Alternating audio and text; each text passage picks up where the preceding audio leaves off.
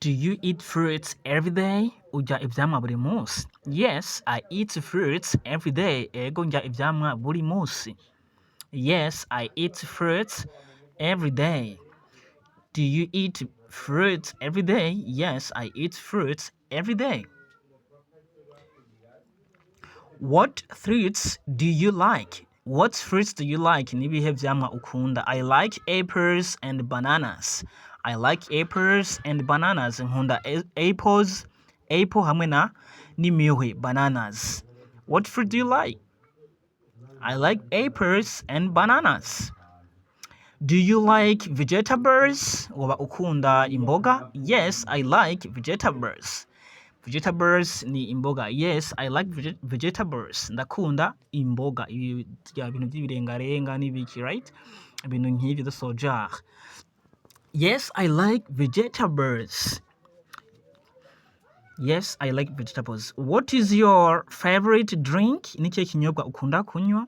My favorite drink is juice. Ikinyobwa nkunda kunywa ni G. Nkunda kunywa G. What's your favorite drink? My favorite drink is juice. Juice. Juice ni G. Drink nacho ni kinyobwa. Drink. And juice. Do you drink water every day? Woba unywa amazi buri munsi? Yes, I drink water every day. Ego amazi ndayanywa buri munsi. Do you drink water every day? Yes, I drink water every day. Water, amazi. To drink, kunywa. Every day, buri munsi. Do you drink water every day? Yes, I drink water every day. Do you eat meat? Yes, I eat meat. Urarya inyama? Ego ndarya inyama. Do you eat meat? Yes, I eat meat. Yes, I eat meat. To eat, kurya. Meat, inyama. Yes, meat. Do you like fish? Urakunda imboga? Yes, I like fish. Ego ndakunda imboga. Do you like fish?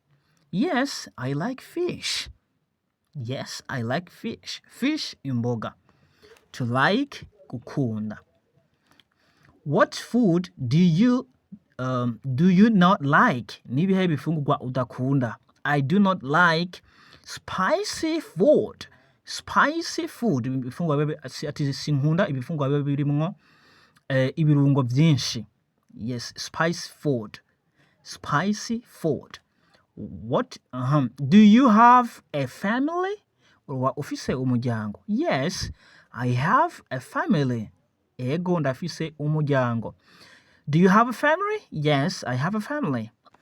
Remember to follow, subscribe, comment. Yes, on our English family. How many people are in your family? Ni abantu bangahe bari mu muryango wawe? Muri bangahe? There are 4 people in my family. Turi bane. How many people are in your family? There are 4 people in my family. Hari abantu bane mu muryango. Ni kuvuga mu muryango wose turi bane. Yes, it's a family. There are. Who is your family? Who is your family? None ni bande bari mu muryango wawe?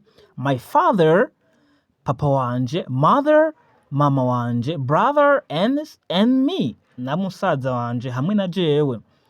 Who is in your family? My father, mother, brother and me. Brother, musaza and me hamwe na jewe. Do you love your family? Urakunda umuryango wawe none? Yes, I love my family. Yes, I love my family. Ego umuryango wanje ndawukunda. Hanyuma anashobora kuvuga ngo to love ni to love. Yes, I love my family. Ego ndakunda umuryango wanje. Yes, I love my family. What does your father do? Papa wawe akora iki? What does your father do? My father is a doctor.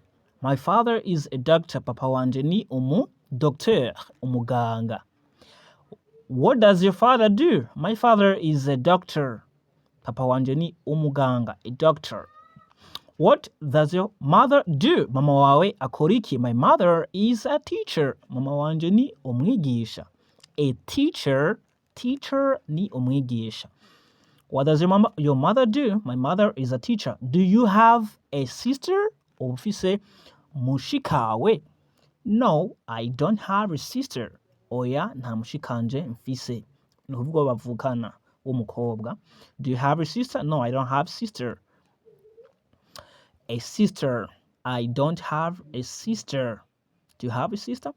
Do you visit your grandparents? Do you visit your grandparents? Mbega woba uja gutemberera abasogokuru bawe? Yes, I visit them on Wednesday, on weekend. Yes, I visit them on weekend. Ego mpora nja kubatemberera muri weekend.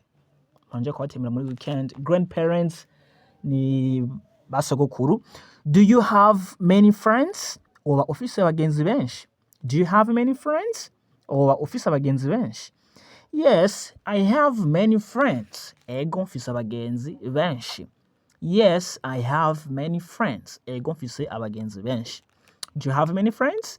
Yes, I have many friends. Friends ni abagenzi. Friends. Who is your best friend? Nuwe mugenzi wawe ukunda wawe wa hafi cyane.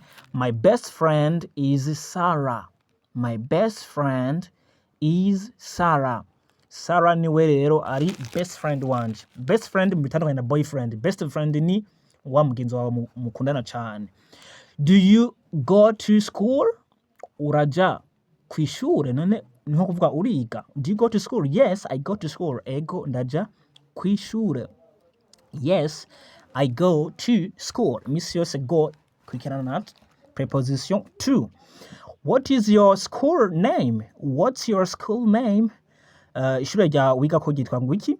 My school name is Green School. My school name is Green School. Ishure niga ko ryitwa Green School. Green School ni izina ry'ishure yigako. Yes. My school name is Green School. What is your favorite subject? Ni kihe kintu ukunda mw'ishure?